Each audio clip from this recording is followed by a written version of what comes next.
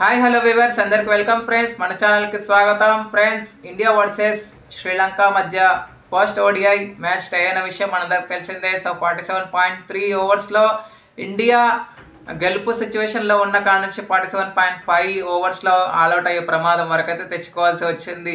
చేజేతులారా ఓటమి కాదు, టైగా ముగిసింది. కాకపోతే ఒక కోణంలో ఆలోచిస్తే ఇండియాది పూర్తిగా ఓటమి పరంగానే మనం చెప్పుకోవచ్చు. అది ఎందుకు చెప్పుకోవచ్చో మనం మ్యాచ్ ప్రోగ్రెస్ అయ్యే కొద్దీ అంటే వివరాలు ప్రోగ్రెస్ అయ్యే కొద్దీ నేను చెప్తాను. ఓకే ఫ్రెండ్స్, ఇక మ్యాచ్ వివరాలకు వెళ్ళే కంటే ముందు ఒక స్మాల్ ఇన్ఫర్మేషన్ ఏంటంటే ప్రణవి చంద్రకి కరేబియన్ ప్రీమియర్ లీగ్లో ఆడే అవకాశం అయితే వరించడం జరిగింది. ఆమెతో పాటు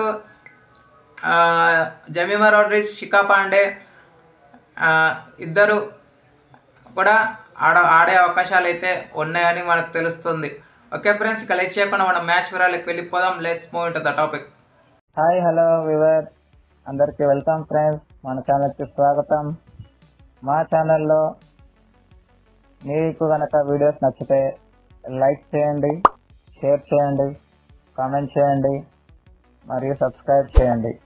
మరిన్ని నోటిఫికేషన్స్ కోసం పక్కనే ఉన్న బెల్ ఐకాన్ని ఆల్ పైన ట్యాప్ చేయండి. ఆల్ పైన ట్యాప్ చేయడం ద్వారా మేము చేసే ప్రతి వీడియోలని, తాజా వీడియోలని నోటిఫికేషన్లో పొందగలరు.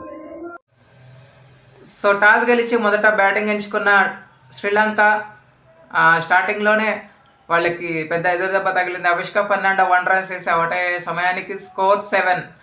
ఆ తర్వాత పార్ట్నర్షిప్ బిల్డ్ అవుతుంది. కమిందో మెండిస్ అండ్ పతుమ్ నిసంక ఇద్దరి మధ్య పార్ట్నర్షిప్ అయితే బిల్డ్ అవుతూ వస్తుంది, డేంజరస్ అవుతూ వస్తుంది. కానీ 44 దగ్గర సెకండ్ వికెట్ కూడా పడిపోవడం జరిగింది.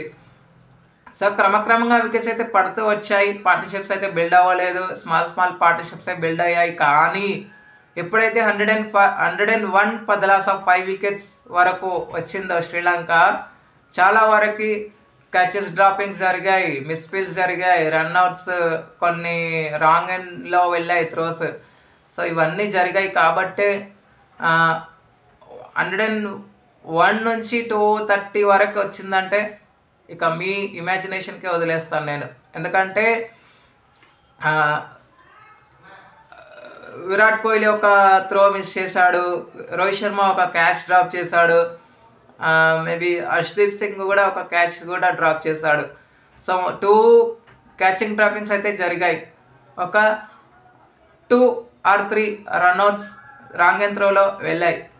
సో అందు కారణంగానే వెలాలకి ఒక మంచి ఆపర్చునిటీ ఇచ్చిన వాళ్ళం అయ్యాం. 142 for 6 కాడ నుంచి అఖిల ధనంజయతో కలిసి 46 partnership నెలకొల్పాడు వెలాలగే.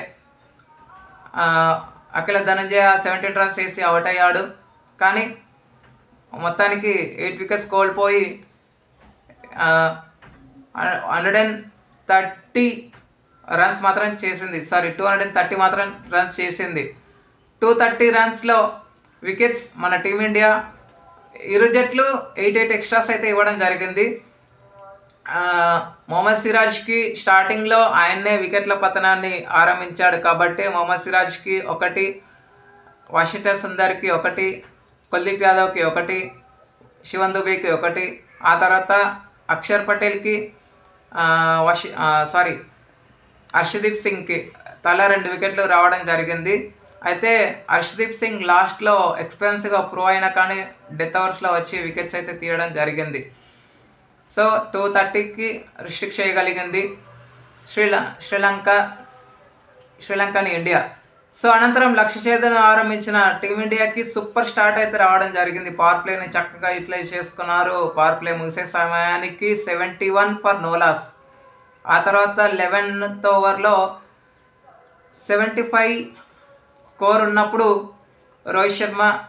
Shubman Gill first out అయ్యాడు, 16 రన్స్ చేసి అవుట్ అయ్యాడు. తర్వాత 80 స్కోర్ ఉన్నప్పుడు రోహిత్ శర్మ 58 రన్స్ వేసి హ్యూజ్ వికెట్ అయిపోయిందని చెప్పుకోవచ్చు. ఆ తర్వాత వచ్చినటువంటి వాషింగ్టన్ సుందర్ని కొత్తగా ప్రయోగించాడు. అంటే విరాట్ కోహ్లీ ఉన్నాడు కానీ రోహిత్ శర్మ అవుట్ అయిన తర్వాత వచ్చాడు వాషింగ్టన్ సుందర్. కానీ తను ఏమాత్రం ఆకట్టుకోకపోయేసరికి 5 రన్స్ వేసి అవుట్ అయ్యాడు. కానీ శ్రేయస్ అయ్యర్తో కలిసి ఒక 30-40 పార్ట్నర్షిప్ అయితే బిల్డ్ చేశారు విరాట్ కోహ్లీ అండ్ శ్రేయస్ అయ్యర్ ఇద్దరు కలిసి. కానీ శ్రేయస్ అయ్యర్ అవుట్ కాకుండా ముందు విరాట్ కోహ్లీ 24 రన్స్ వేసి అవుట్ అయ్యే 2 బాల్స్ తర్వాత శ్రేయస్ అయ్యర్ కూడా 23 రన్స్ వేసి అవుట్ అయ్యాడు. చాలా కష్టాల్లో పడింది టీమిండియా. కేఎల్ రాహుల్ ఫ్రెష్గా వచ్చాడు. అక్షర్ పటేల్తో కలిసి 57 రన్స్ పార్ట్నర్షిప్ నెలకొల్పాడు.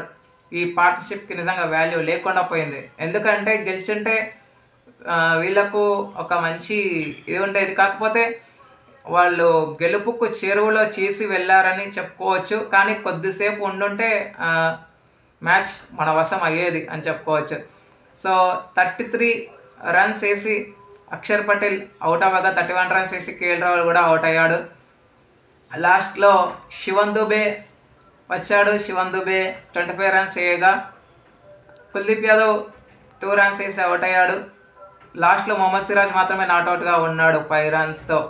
కానీ Harshdeep Singh, Shivam Dube back to back బాల్స్లో అవుట్ అవ్వగా సో 48th ఓవర్లోనే అంటే 47.5 అంటే 48th ఓవర్లో లాస్ట్ బాల్ మిగిలి ఉంది. ఇంకా 13 బాల్స్ మిగిలి ఉన్నాయి. 1 రన్ కావాలి. కానీ ఆల్అవుట్ అయితే అవేలా చేసుకున్నారు మన టీమిండియా ఆటగాళ్ళు. సో శ్రీలంక నుంచి వేలాలగేకి 2 వికెట్లు, అసలంకకి 3 వికెట్లు, అజరంగాకి 3 వికెట్లు, అఖిల ధనంజయకి 1 వికెట్, అసితా ఫెర్నాండోకి 1 వికెట్ అయితే రావడం జరిగింది. పైన మనం చెప్తున్నట్టుగానే శ్రీలంక కూడా సేమ్ 8 ఎక్స్ట్రాస్ అయితే ఇవ్వడం జరిగింది. ఇక player of the match award అయితే వేలాలగేని వరించింది. ఎందుకంటే 2 వికెట్స్ తీయడమే కాకుండా 66 రన్స్ చేశాడు. గౌరవప్రదమైన స్కోర్ని శ్రీలంక బోర్డు పైన పెట్టగలిగాడు కాబట్టే. Okay friends, thank you. ఇక సెకండ్ వన్డే రేపు సేమ్ టైమింగ్కి జరుగుతుంది 2:30కి. మరి ఈ మ్యాచ్లో అయినా టీమిండియా గెలిచి సిరీస్ లీడ్లో నిలవాలని అయితే ఆశిద్దాం. ఇప్పటికైతే ఎవరు కూడా ఈ సిరీస్ లీడ్లో అయితే లేరు, ఎందుకంటే మ్యాచ్ అయింది కాబట్టి. Okay friends, thank you. ఇలాంటి అప్డేట్స్ కోసం ఛానల్ని సబ్స్క్రైబ్, షేర్, లైక్, కమెంట్ చేయండి. మరొక అప్డేట్తో మీ ముందు ఉంటాం ఫ్రెండ్స్. అంతవరకు సెలవు, నమస్కారం.